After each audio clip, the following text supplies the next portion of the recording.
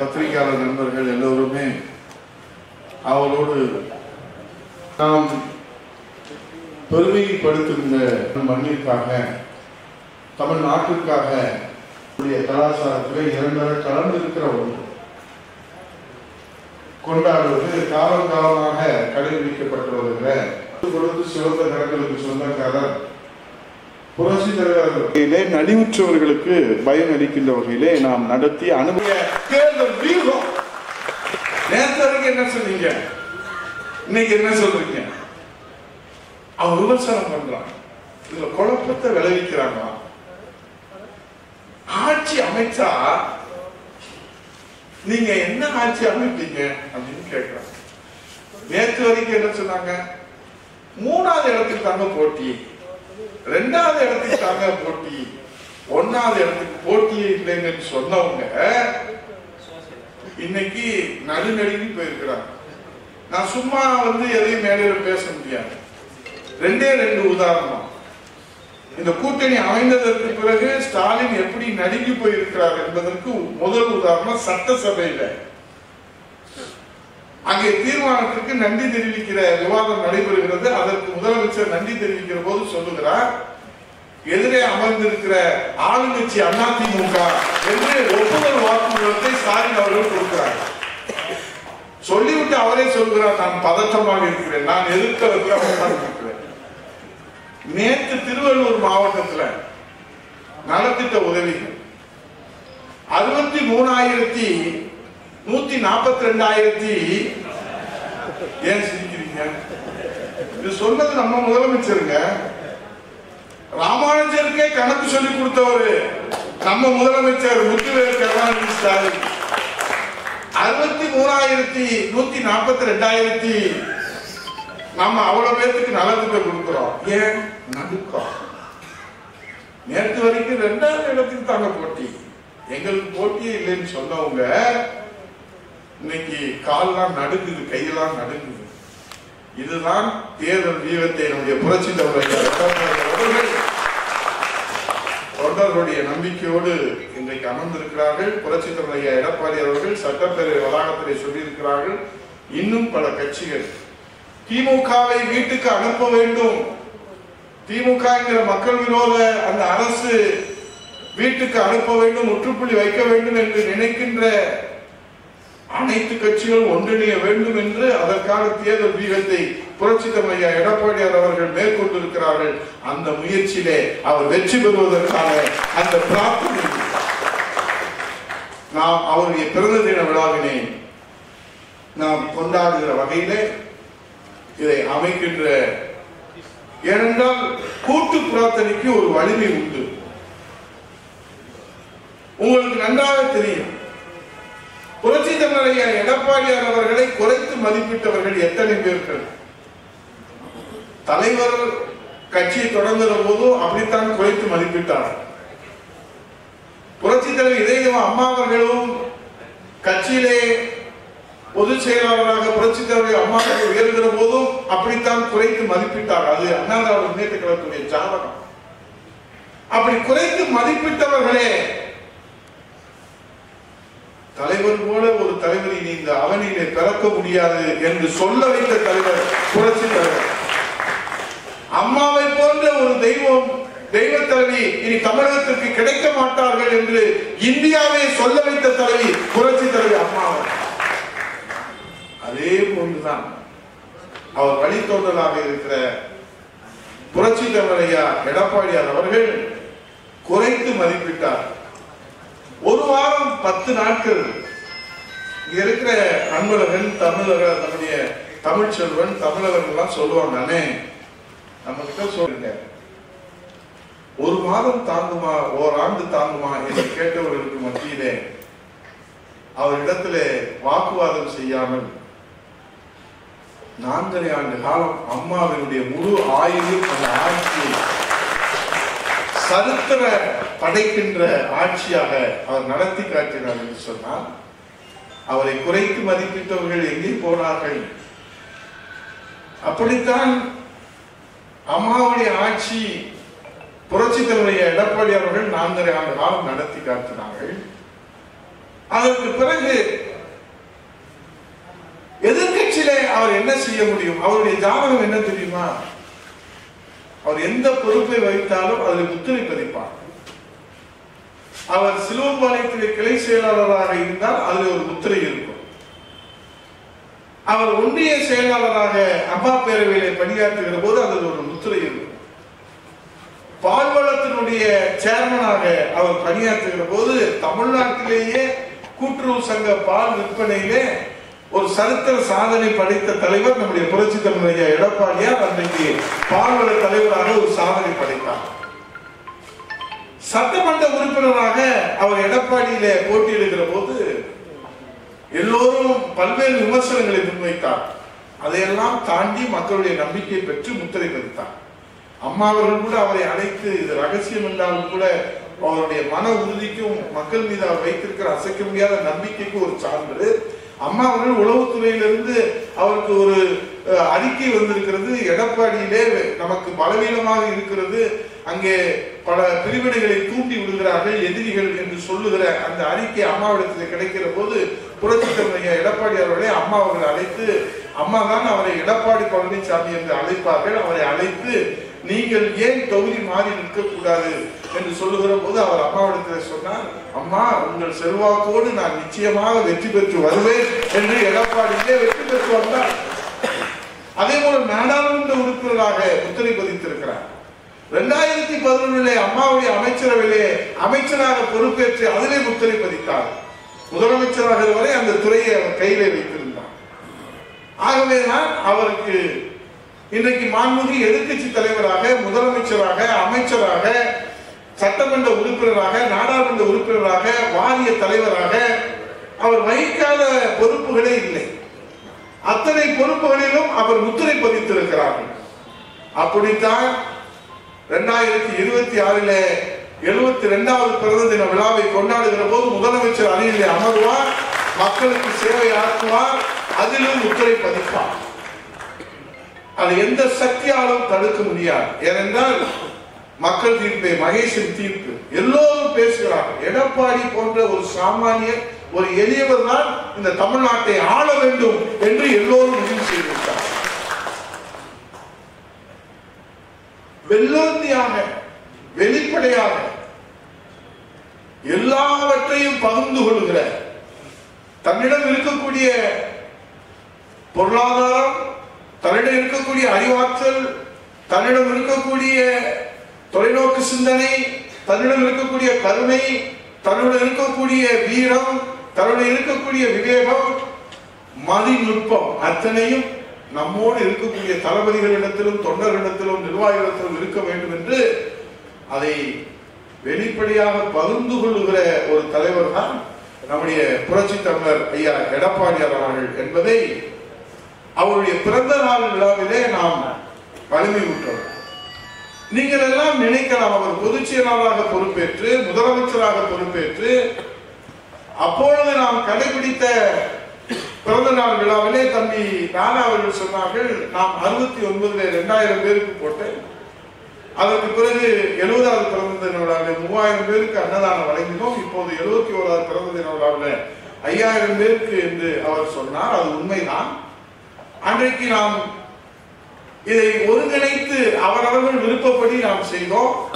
இப்போது புரட்சி தமிழ் எடப்பாடி அவருடைய பிறந்த தின விழாவை தமிழகம் முழுவதும் ஒருங்கிணைத்து இது போன்று தலைவர்களுக்கு, மக்கள் தலைவர்களுக்கு பிறந்த நாள் விழா அண்ணா திராவிட முன்னேற்ற கழகத்திலே புரட்சி தலைவருக்கு எடுத்த விழாவை போல, அம்மா அவர்களுக்கு எடுத்த விழாவை போல அவரின் மறுவடிவமாக இருக்கிற புரட்சி தமிழ் எடப்பாடியாருக்கும் அந்த விழாவை நாம் எடுக்க வேண்டும் என்ற அடிப்படையிலே தான் இந்த ஆலோசனை கூட்டம் அடுத்த வாரம் ஞாயிற்றுக்கிழமை, வருகிற ஞாயிற்றுக்கிழமை 27ஆம் தேதி தலைநகர் சென்னையிலே தலைமை செயலகத்திலே கழக புரட்சி தலைவி அம்மா பேரவையினுடைய சார்பிலே 82 மாவட்ட செயலாளர்களும் 100 தலைமை கழகத்தினுடைய நம்முடைய அம்மா பேரவை நிர்வாகிகளும் பங்கேற்கிற ஆலோசனை கூட்டம் வருகிற ஞாயிற்றுக்கிழமை காலை 9 மணிக்கு தலைமை செயலகத்திலே நடைபெற இருக்கிறது. ஆக மாவட்ட கழகத்தின் சார்பிலும், நம்முடைய சார்பணியின் சார்பிலும், புரட்சி தமிழர் ஐயா எடப்பாடியாருக்கு பிறந்த நாள் கொண்டாடுகிற அந்த பாக்கியம் நமக்குத்தான் முதலாக கிடைத்திருக்கிறது. அந்த ஆலோசனை மேற்கொள்கிற பாக்கியம் நமக்குத்தான் கிடைத்திருக்கிறது. ஆகவேதான் இன்றைக்கு இந்த பிறந்த தின விழாவிலே நம்முடைய ஒவ்வொருவரும் நிர்வாகிகள் மட்டும் இங்கே அழைக்கப்பட்டிருக்கிறார். இது எவ்வளவு நேரம் ஆனாலும் இதை விரிவான ஆலோசனையிலே நம்முடைய பொருளாளர் அவர்களும் நம்முடைய தன்ராஜ் அவர்களும் குறிப்பெடுத்துக் கொண்டிருக்கிறார். முன்னாள் சட்டமன்ற உறுப்பினர்களாக அருமை சகோதரர் மாணிக்கம் அவர்களும் தமிழரசன் அவர்களும் கருப்பை அவர்களும் நீதிபதி அவர்களும் அருமை சகோதரர் சரவணன் அவர்கள் வந்து கொண்டிருக்கிறார். ஏனென்றால் நமக்கு குறுகிய கால அவகாசம் இருக்கிறது. ஆகவே இன்றைக்கு நாட்டினுடைய நிலைமை என்ன என்பது உங்களுக்கு நன்றாக தெரியும். மாநில சுயாட்சி தீர்மானம், கச்சத்தீவு தீர்மானம், நீட் தேர்வுக்கு தீர்மானம், எத்தனை தீர்மானம் போடுவது? இப்போ மாநில சுயாட்சிக்கு 50 ஆண்டுகளுக்கு முன்பாக கலைஞர் அவர்கள் ராஜமன்னார் கமிட்டியினுடைய அறிக்கை அடிப்படையிலே அவர் ஒரு தீர்மானம் போட்டு விவாதிக்கப்பட்டது. அதற்கு பிறகு ஏதாவது அதில் தீர்வு கண்டிருக்கிறார்களா? ஆமாம், நிச்சயமாக தீர்வு கண்டிருக்கிறார்கள். அவருடைய குடும்பத்திற்கு மத்திய அமைச்சரவையிலே பதவி வாங்கி கொடுத்திருக்கிறார்கள். அதுதான் மாநில சுயாட்சி. அழகிரிக்கு மத்திய அமைச்சர் பதவி, அவருடைய பேரன் தயாநிதி மாறனுக்கு மத்திய அமைச்சர் பதவி, அவருடைய மருமகன் முரசொலி மாறனுக்கு மத்திய அமைச்சர் பதவி. இதுதான் மாநில சுயாட்சி. அவர் ராஜமன்னார் தலைமையில, எனக்கு தெரிந்து நீதிநாயகம் ராஜமன்னாருடைய குழுவிலே இந்த பரிந்துரை கொடுத்ததாக எனக்கு தெரியவில்லை. மாநில சுயாட்சி வேண்டும் என்று சொன்னால் உங்கள் பேரனுக்கு, உங்கள் பிள்ளைக்கு, உங்களுடைய மருமகனுக்கு, உங்களுடைய மருமகனாக அறிவிக்கப்படாமல் இருப்பவர்களுக்கெல்லாம் மத்திய அமைச்சர் பதவியை வாங்கி கொடுங்கள் என்று ராஜமன்னார் கமிட்டியில அறிக்கை கொடுத்திருப்பதாக எனக்கு தெரியவில்லை. இப்போது ஸ்டாலின் அவர்கள் 50 ஆண்டு கழித்து அதே நாளிலே இன்னைக்கு மாநில சுயாட்சி குறித்து ஒரு தீர்மானம் போடுகிறார். நீதிநாயகம் உச்ச நீதிமன்றத்துடைய நீதி அரசர், அவருடைய ஹானஸ்ட் ஜட்ஜ் அவங்க ஜோசப் அவர்கள் தலைமையில ஒரு குழு அமைத்திருக்கிறார்கள். ரங்கநாதன் சொல்லி அவங்க குழுவில உறுப்பினர்களாக, அது பற்றி யாருக்கும் எந்த ஆட்சேபனும் இல்லை. ஆனால் இதுல எப்போது நீங்கள் இதற்கு அறிக்கையை சமர்ப்பித்தீர்கள்? 2 ஆண்டுகள் கழித்து இறுதி அறிக்கையும் உடனடி அறிக்கை என்று அவர்கள் வரையறுத்திருக்கிறார்கள். 2 ஆண்டுகள் அந்த குழு அறிக்கை தயாரிக்கிற போது, அதை சமர்ப்பிக்கிற போது நீங்கள் வீட்டில் இருப்பீர்கள். புரட்சி தமிழர் ஐயா எடப்பாடியார் அவர்கள் முதலமைச்சர் அறிவித்திருப்பார். அவர் மாநில சுயாட்சியை முழுமையாக கற்றறிந்தவர். மாநில சுயாட்சியின்படிதான் இன்றைக்கு அம்மாவுடைய அரசை வழிநடத்தினார்கள், கழகத்தை வழிநடத்தி கொண்டிருக்கிறார். ஆக முழுக்க ஏமாற்றுகிற இந்த தீர்மானத்தை எதற்காக போட வேண்டும்? நீட் தேர்விலே இன்னும் தீர்மானம் நீங்கள் போடுகிறீர்கள். 22 மாணவ செல்வங்கள் உயிரை மாய்த்திருக்கிறார்கள். இன்றைக்கு மாலையிலே புரட்சி தலைவர் எடப்பாடி அவருடைய ஆணைக்கிணங்க அந்த 22 குழந்தைகளுக்கும் நாம் இன்றைக்கு அஞ்சலி செலுத்துகிற ஒரு நிகழ்வு இருக்கிறது. ஆக எதற்காக நான் சொல்லுகிறேன் என்றால், முடியும் என்றால் முடியும் என்று சொல்லுங்கள், முடியவில்லை என்றால் முடியவில்லை என்று சொல்லுங்கள். நீங்கள் தேர்விலே புரட்சி தலைவர் எடப்பாடியார் என்ன செய்தார்? இந்த நீட் தேர்விலே அரசு பள்ளி மாணவ செல்வங்கள், ஏழை எளிய விளிம்பு நிலை மக்கள் பங்கேற்க முடியவில்லை என்பதற்காக இந்தியாவுக்கே வழிகாட்டுகின்ற 7.5% இடஒதுக்கீடை கொடுத்த தலைவர் நம்முடைய புரட்சி தலைவர் சமூக நீதி காவலர். அம்மா அவர்கள் 69% இடஒதுக்கீடு, புரட்சி தலைவர் 50% இடஒதுக்கீடு, மண்டல் கமிஷனிலே 50% இடஒதுக்கீடு. அந்த இடஒதுக்கீடை பெற்று தந்தது புரட்சி தலைவர் எம்ஜிஆர் 50%, புரட்சி தலைவர் இதய அம்மா அவர்கள் 69%. அது இந்திய அரசியல் அமைப்பின் 9வது அட்டவணையிலே இடம்பெற செய்தார். நான் கேட்கிறேன், நீங்க என்ன இடஒதுக்கீடு? நம்ம வாங்கி கொடுக்கிற இடஒதுக்கீடுல உள் இடஒதுக்கீடு தான் அளவு கொடுப்பாங்க. மாநிலம் சிரிக்கிறார். இடஒதுக்கீடு சமூக நீதி என்று சொன்னால் அது அனைத்து இந்திய அண்ணா திராவிட முன்னேற்ற கழகம் தான் பெற்றுக் கொடுத்திருக்கிறது. புரட்சி தலைவர் அம்மா அவர்கள் வரலாறு படைத்தார்கள். இந்திய அரசியல் அமைப்பு சட்டத்திலே முதல் திருத்தம் இடஒதுக்கீடுக்காக. அந்த திருத்தத்தை மேற்கொண்ட நாடு அன்னை தமிழ் நாடு என்பதை வரலாற்றில் யாரும் மறுக்க முடியாது. மொழிக்காக ஒரு தீர்மானம். நீங்க மொழிக்காக எத்தனை தீர்மானம் தான் போடுவீங்க? 14 வருஷங்க. மத்திய அமைச்சர், மாநிலத்துல அவங்க முதலமைச்சர், அமைச்சர் இருக்கிறாங்க. அப்ப நீங்க பேசி முடிச்சுக்கலாம்ல.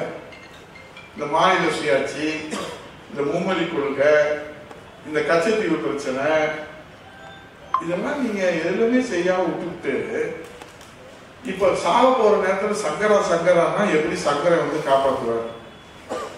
நீங்க வீட்டுக்கு போறது உறுதியாயிடுச்சு, மக்கள் தீர்மானிச்சுட்டாங்க, உங்களுக்கு தெரிஞ்சிருச்சு, உளவுத்துறை மூலமா தெரிஞ்சிருச்சு, ஆகா நம்ம வீட்டுக்கு போக போறோம்.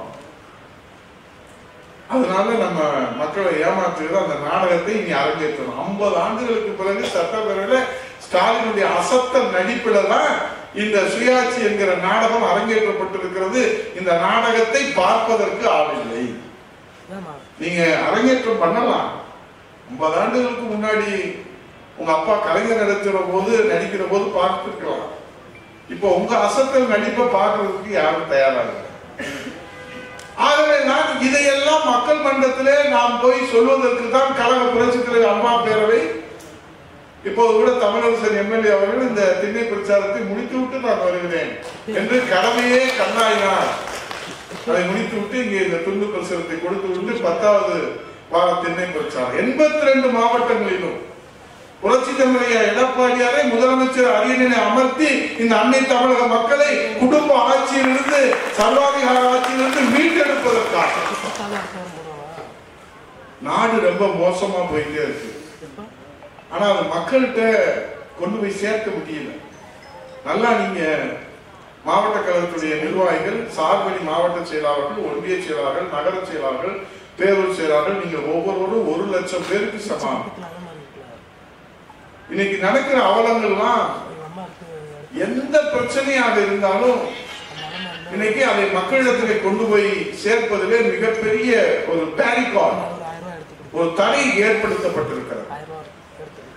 அந்த பேரிகார்டை நம்ம உடைச்சு தகர்த்தி அதுக்கப்புறம்தான் நம்ம மக்கள்கிட்ட கொண்டு போய் சேர்க்க முடியக்கூடிய ஒரு சூழ்நிலையை நம்ம எதிர்கொண்டு இருக்கோம். சொல்ல வேண்டிய பொறுப்பும் கடமையும் ஒவ்வொரு அண்ணா திராவிட முன்னேற்ற கழக தொண்டருக்கும் இருக்கிறது. உண்மையை உலகத்துக்கு உறக்க சொல்ல வேண்டும். ஐயா கரண்ட் பில்ல பாருங்க, 8 வருஷமா நாங்க கரண்ட் பில்ல ஏற்றவே இல்லை. ஆனா ஆட்சிக்கு வந்த 4 வருஷத்துல 4 முறை ஏற்றிட்டாங்க, 6 மாசத்துக்கு ஒருக்கா ஏற்ற போறாங்க. ஐயா விலைவாசிய பாருங்க, அரிசி விலைய பாருங்க, பருப்பு விலைய பாருங்க, எண்ணெய் விலைய பாருங்க, பூண்டு விலைய பாருங்க, தக்காளி விலைய பாருங்க, கத்திரிக்காய் விலைய பாருங்க, வெங்காய விலைய பாருங்க. வெங்காயம் நான் செங்கல்பட்டுல ஒரு இடத்துல அப்படிதான் பேசினேன். ஒரு அம்மா பூண்டு கிலோ 100 ரூபாய் அப்படின்னு போட்டு உட்காந்துட்டே இருக்கு. நானும் கிட்டத்தட்ட ஒரு 3 மணி நேரம் அந்த மீட்டிங் நடந்துச்சு மார்க்கெட்ல, செங்கல்பட்டுல, தாம்பரத்துல. அப்ப நானு அந்த அம்மா லட்சுமி கடாட்சமா மாரியம்மா மாதிரி நல்லா மஞ்சள் பொருள்லாம் பூசி கீசி கொண்டையில பூவெல்லாம் வச்சு இந்த 3 மணி நேரத்துல ஒரு 10 டீ குடிச்சிருச்சு அந்த அம்மா. என்னன்னு கேட்டேன், என்னப்பா தம்பி பூண்டு வாங்க யாருமே வரலையா? அந்த அம்மாவும் மாரியாத்தா மாதிரி உட்காந்துட்டே இருக்குது, வாங்குறதுக்கு யாருமே வரல. இல்லைண்ணே 40 ரூபா வித்த பூண்டு இன்னைக்கு 100 ரூபா விற்கிறதுனால யாருமே வாங்க வரல. அதனால அந்த அம்மா பூண்டை வச்சுக்கிட்டு பூண்டா நானா பார்த்துருவோன்னு உட்காந்துட்டே இருக்கு. அந்த அம்மா பூண்டை பார்க்குது, பூண்டை அந்த அம்மா பார்க்குது, ஆனா வாங்குறதுக்கு தான் யாரும் வரல. அப்புறம் அந்த அம்மாட்ட கேட்டோம், விடுங்க பரவாயில்ல நாங்களாவது வாங்கிக்கிறோம் அப்படி. இல்லைங்க நான் எப்படி வித்துட்டு தான் போவேன், ஏன் விற்கலாமான்னு கேட்டேன். விலைவாசி உயர்ந்துருச்சு. இது கல நிலவரம். அரிசி இன்னைக்கு வாங்க முடியுதா? நல்ல அரிசி பொது விநியோக திட்டத்தில் கொடுக்கக்கூடிய அரிசி என்ன நிலைமையில இருக்கு? இப்போ இதெல்லாம் சின்ன சின்ன பிரச்சனைகள் கடந்து போக முடியாது. இது நம்முடைய உரிமை பிரச்சனை. இப்ப சட்ட ஒழுங்கு எப்படி இருக்கு? காவல்துறையினுடைய நண்பர்கள் இப்போ உசிலம்பட்டியில முத்துக்குமார், நம்ம செல்லம்பட்டியில கல்லம்பட்டியில அந்த ஜெயராமன் அவரும் ராஜாவும் இங்க இருக்கக்கூடிய நம்முடைய துறை கழகம் தன்ராஜ் அவர்களும் கூட்டிட்டு போனார். அந்த குழந்தை 2 பச்சை குழந்தை, அந்த மனைவி அந்த தாயார், அவருடைய வருமானத்துலதான் அந்த குடும்பம் இருக்கு. அப்பா பூமாராஜா எல்லாரும் என்னை அழைச்சிட்டு போனாங்க. அங்க அவங்களுக்கு ஆறுதல் சொல்ல சொன்னாரு புரட்சி தலைவர் எடப்பாடியார். அதை சட்டமன்றத்துல எழுப்பணும்னு சொல்றோம், அதை அனுமதிக்க மாட்டாரு முதலமைச்சரும் பேரவைத் தலைவரும். இது என்ன நியாயம்? நேற்று வரைக்கும் நம்மோடு இருந்த காவல்துறையினுடைய அதிகாரி முத்துக்குமார் அவர்கள் நம்மோடு இன்னைக்கு இல்லையே, அதை பத்தி சட்டமன்றத்தில் காவல்துறை கையில் வைத்திருக்கிற முதலமைச்சர்கள் விவாதிக்க வேண்டாமா? அதுக்கு அனுமதி மறுக்கிறாங்க. மறுத்தது மட்டும் இல்ல, எதிர்கட்சி தலைவரை பேச அனுமதிக்காம அவரை வெளியே தூக்கி போடுங்கன்னு உத்தரவு போறாங்க. என்ன சர்வாதிகாரம் இது? பேரவை விதி 55ல நம்ம அவசர பொது முக்கியத்துவம் வாய்ந்தது விவாதிக்கிறோம், அனுமதி இல்லை. நம்ம என்ன செய்யறோம்? பேரவை விதி 72, பேரவை விதி 72 என்ன சொல்லுது? இந்த அமைச்சரவை மீது நம்பிக்கை இல்லா தீர்மானத்தை விவாதத்திற்கு அனுமதிக்கணும். திமுகவுக்கு மெஜாரிட்டி இருக்குல்ல, நீங்க மெஜாரிட்டி வச்சுதானே ஆட்சி வச்சிருக்கிறீங்க. அப்போ நாங்க கொடுத்த உடனே அதை விவாதத்துக்கு எடுத்துக்கிறோமா வேணாமா? எத்தனை நம்பிக்கை இல்லா தீர்மானம் வேணாலும் கொடுங்கடா, நாங்க மெஜாரிட்டியில் இருக்கோம் அப்படின்னு தைரியமான நெஞ்சுத்தோடு இருக்கிற முதலமைச்சர் சொல்லி இருக்கணுமா வேணாமா? முதல்ல எதிர்கட்சி துணைத் தலைவராக இருக்கக்கூடிய உங்களுடைய சகோதரராக இருக்கக்கூடிய இந்த சாமானிய உதயகுமார் புரட்சி தலைவர் எடப்பாடி அவருடைய வழிகாட்டுவோடு பேரவை விதி 72 கீழே 3 அமைச்சர்கள் மீது நம்பிக்கையில்லா தீர்மானம், டாஸ்மாக்ல 1000 கோடியை முறைகேடு செய்திருக்கிற அதனுடைய அமலாக்கத்துறை வெளியிட்டிருக்கிற செய்தி குறிப்பின் அடிப்படையில நம்பிக்கையில்லா தீர்மானம் நாங்கள் இங்கே கடிதம் கொடுத்திருக்கிறோம். இரண்டாவதாக நகராட்சியினுடைய அமைச்சர் மாண்புமிகு நேரு அவர்கள் இன்றைக்கு அமலாக்கத்துறை செய்தி குறிப்பு வெளியிட்டிருக்கிறது. இது ஊழல் நடந்திருப்பதற்கு, முறைகேடு நடந்திருப்பதற்கு முகாந்திரம் இருக்கிறது. ஆகவே அது நாடு முழுவதும் இன்றைக்கு விவாதிக்கப்படுகிறது. ஆகவே அது குறித்து நாங்கள் நம்பிக்கை இல்லாத தீர்மானம் கடிதம் கொடுத்திருக்கிறோம், அதை விவாதத்திற்கு எடுத்துக்கொள்ள வேண்டும். மூன்றாவது, இந்த உலகத்திலேயே நாகரிகத்தை, பண்பாட்டை, நம்முடைய பண்பாடு எத்தனை ஆயிரம் ஆண்டு? 2000 ஆண்டு பண்பாடு. அந்த 2000 ஆண்டு பண்பாட்டு நாகரிகத்தை உலகத்துக்கு எடுத்து சொன்ன அமைச்சர் பொன்முடி. இவனை போல ஒருத்தர் விளக்கம் சொல்லியிருக்கவே முடியாது.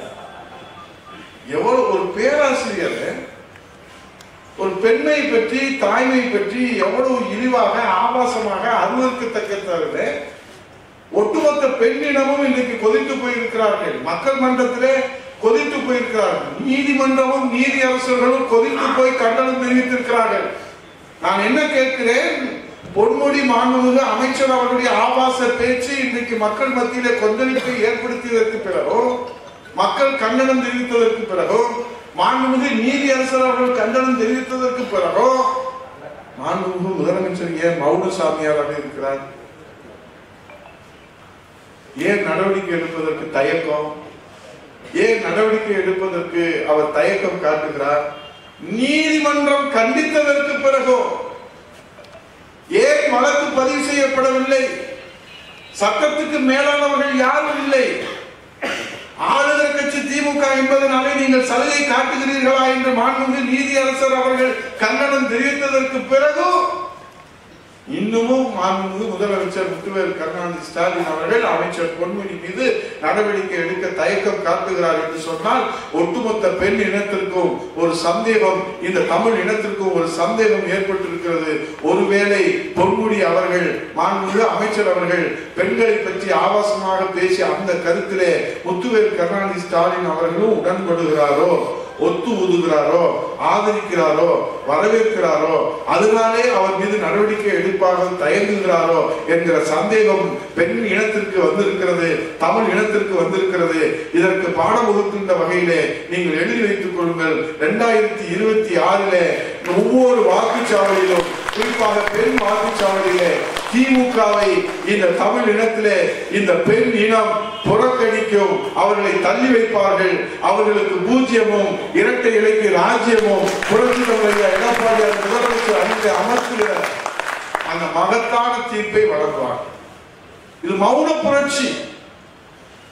இன்னைக்கு நேற்று கூட நம் மகளிர் அணி சகோதரர்கள், இங்கே சகோதரி சிவதி சுவாமிநாதன், உஷா போன்றவர்கள், இங்கே சாந்தி போன்றவர்கள், வனிதா போன்றவர்கள் எல்லோரும் அங்கே வந்திருந்தார்கள். அங்கே லட்சுமி அவருடைய தலைமையிலே மகளிரினுடைய சார்பிலே ஒரு கடும் கண்டனத்தை, தமிழகம் முழுவதும் இது போன்ற கண்டனங்கள் தொடுக்கப்படுகிறது.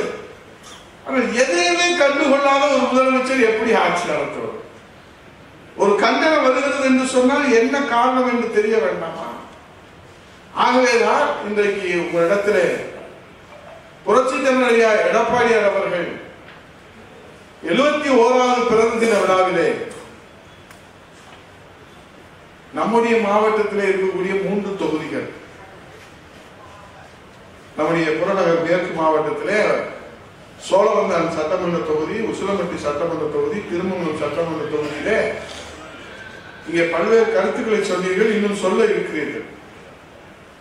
அனைத்து வாக்காளர்களும் பயனடைகின்ற வகையிலே நீங்கள் திட்டங்களை வகுத்து அனைவருக்கும் பயன்கள் சென்று சேருகிற வகையிலே நீங்கள் திட்டத்தை வகுத்து தொகுத்து கொடுங்கள்.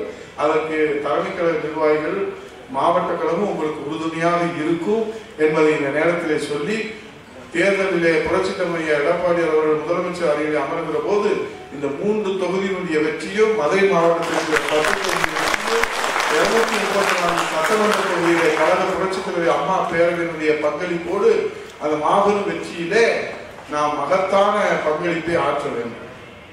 அதே உங்கள் அனுமதியோடு ஒரு நிமிடத்திலே அந்த தீர்மானத்தையும் நான் வாசித்து விடுகிறேன். அந்த தீர்மானம் எடப்பாடியார் அவர்களை குறைத்து மதிப்பிட்டவர்கள் எல்லாம் அவர்களிடத்திலே தோற்று போயிருக்கிறார்கள். புரட்சி தமிழர் ஐயா எடப்பாடியார் அவருடைய அரசியல் ஆசான் இருவரும் தெய்வங்களான புரட்சி தலைவர் எம்ஜிஆர், புரட்சி தலைவர் அம்மா அவர்களை குறைத்து மதிப்பிட்டவர்களும் அவரிடத்திலே தோற்று போயிருக்கிறார்கள். அதே போன்று நம்பினோர் கெடுவதில்லை, இது 4 வரை தீர்ப்பு. புரட்சி தலைவர் எம்ஜிஆர், புரட்சி தலைவர் அம்மா இருவரும் தெய்வங்களை நம்பினவர்கள் யாரும் கெட்டு போனதாக தமிழகத்திலே வரலாறு கிடையாது. அதே போல நம்முடைய புரட்சி தமிழர் எடப்பாடியார் அவர்களையும் நம்பினோர் கெடுவதில்லை.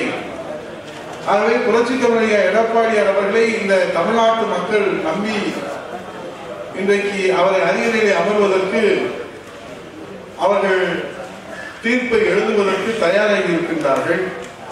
அந்த தீர்ப்பை பெற்றுத் தருகிற வழக்கறிஞர்களாக உங்களுடைய வாதங்களை முன்வைக்க வேண்டும் என்று கேட்டு, புரட்சி தலைவர் நம்முடைய எம்ஜிஆர், புரட்சி தலைவி தமிழகசாமி அம்மா அவர்களை நம்பி கெட்டவர்கள் யாரும் இல்லை, நம்பாமல் கெட்டவர்கள் நமக்கு தெரியவில்லை. அதே போன்றுதான் புரட்சி தமிழர் ஐயா எடப்பாடியார் அவர்களை நம்பி கெட்டவர்கள் யாரும் இல்லை, நம்பாமல் கெட்டவர்கள் யார் இருக்கிறார்களா என்று நமக்கு தெரியவில்லை.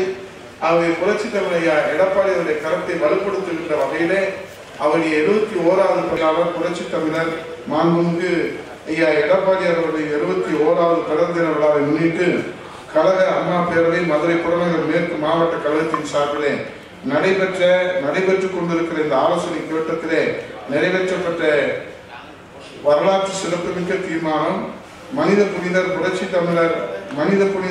தலைவர் எம்ஜிஆர், தமிழகுலசாமி இளைய தெய்வம் புரட்சி தலைவி அம்மா ஆகிய இருவரும் தெய்வங்களின் மறு வடிவம், சாமானிய முதல்வராய் சரித்திரம் படைத்திட்ட 2 கோடி தொண்டர்களின் பாதுகாவலர், 8 கோடி தமிழர் மக்களினுடைய காவலரன், வீரத்தின் விளைநிலம், வெற்றியின் பரப்பிடம், கருணையின் இருப்பிடம், கழக நிரந்தர பொதுச் செயலாளர், மாண்புமிகு எதிர்கட்சி தலைவர், வருங்கால முதலமைச்சர் புரட்சி தலைவர் ஐயா எடப்பாடியார் அவர்களின் பிறந்த நாளான வருகின்ற மே மாதம் 12ஆம் தேதி நன்னாளில் ஏழை எளியோர்கள் பயன்பெறும் வகையில் கழக அம்மா பேரவை மற்றும் மதுரை புறநகர் மேற்கு மாவட்ட கழகத்தின் சார்பிலே புரட்சி தலைவர் ஐயா எடப்பாடியார் அவர்களின் திருப்பெயரிலே ஆலயங்கள் தோறும் சர்வ சமய பிரார்த்தனைகளும், தங்கத்தேர் இழுக்கின்ற அந்த பிரார்த்தனைகளும், ஏழை எளிய மக்கள் பயன்பெறும் வகையிலே நலத்திட்ட உதவிகள், கிராமங்கள் தோறும் தொடர் அன்னதானங்கள், மருத்துவ முகாம்கள், இரத்த தான முகாம்கள், பேச்சு போட்டி, விளையாட்டு போட்டி, கோலப் போட்டி உள்ளிட்டவர்களை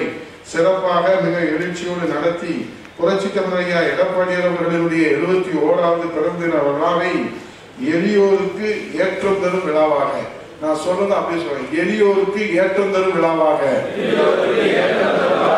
எடப்பாடியாரின் பிறந்த தின விழாவை எளியோருக்கு ஏற்றம் தரும் விழாவாக, புரட்சி தமிழர் எடப்பாடியாரின் பிறந்த நாள் விழாவை எளியோருக்கு ஏற்றம் தரும் விழாவாக ஆண்டு முழுவதும் கொண்டாடுவோம், புதிய வெற்றி சரித்திரம் படைப்போம்.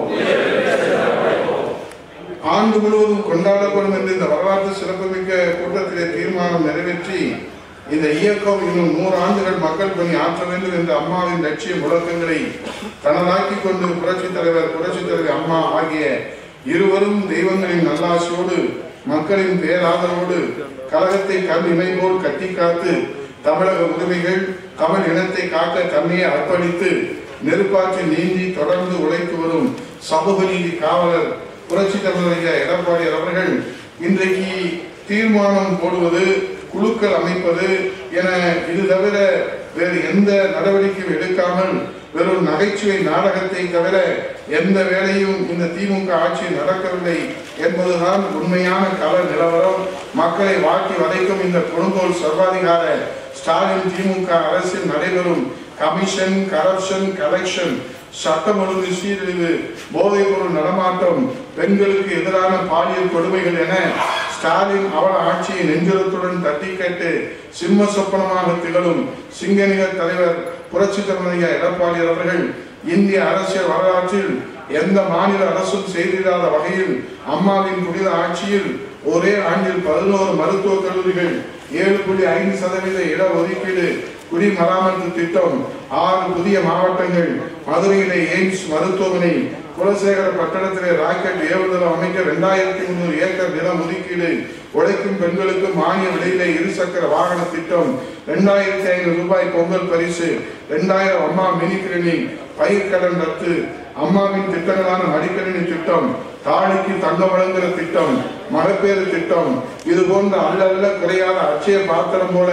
திட்டங்களை வாரி வாரி வழங்கி வரலாற்று சாதனை படைத்திட்ட வரலாற்று நாயகர் எடப்பாடியார் அவர்கள் தமிழகத்தை அமைதி பூங்காவாக மாற்றி காட்டி சாதனை திட்டங்கள் மூலம் இந்திய தேசத்திற்கு ஒரு வழிகாட்டு மாநிலமாக தமிழகத்தை உருவாக்கிய எடப்பாடியார் அவர்களின் இமாலய சாதனை திட்டங்களையும் திமுக அரசின் மக்கள் விரோத செயல்களையும் திண்ணை பிரச்சாரங்கள் மூலமாக கிராமங்கள் தோறும் வீடு வீடாக ஒவ்வொரு வாக்காளரிடத்திலும் எடுத்துச் செல்லும் இந்த புனித பணியை உணர்வோடு மேற்கொண்டு நம் தமிழ் இனத்தின் உரிமையை மீட்டெடுத்து மீண்டும் புரட்சி தலைவர் எடப்பாடியாருடைய தலைமையிலே அம்மாவின் புனித ஆட்சியை மலர செய்வோம். வருகின்ற 2026ஆம் ஆண்டு மே 12ஆம் தேதி புரட்சி தலைவர் எடப்பாடியார் அவர்களின் 72வது பிறந்த நாள் விழாவின் போது புரட்சி தலைவர் அம்மா ஆகிய இருவரும் தெய்வங்களின் அருளாட்சியோடு தமிழக மக்களின் பேராதரோடு எடப்பாடியார் அவர்கள் முதலமைச்சர் அரியணையிலே நிச்சயம் அமர்ந்திருப்பார். மக்கள் தீர்ப்பே மகேசன் தீர்ப்பு என்பதை போல கழக அம்மா பேரவை, மதுரை புறநகர் மேற்கு மாவட்ட கழக விசுவாச தொண்டர் படை ஊர் உறக்கம் பாராது, இரவு பகல் பாராது, கண் தூஞ்சாமல் அயராது பாடுபடுவோம் என இக்கூட்டத்திலே சூழலை ஏற்று புதிய வெற்றி சரித்திரம் படைப்போம். கழக அம்மா பேரவை மதுரை புறநகர் மேற்கு மாவட்ட கழகம் என்று சொல்லி பலத்த கரோடு எழுப்பி இந்த தீர்மானத்தை நிறைவேற்றி தர வேண்டும் என்று உங்களை வணங்கி கேட்டு நன்றி கூறி விடைபெறுகிறேன். நன்றி, வணக்கம்.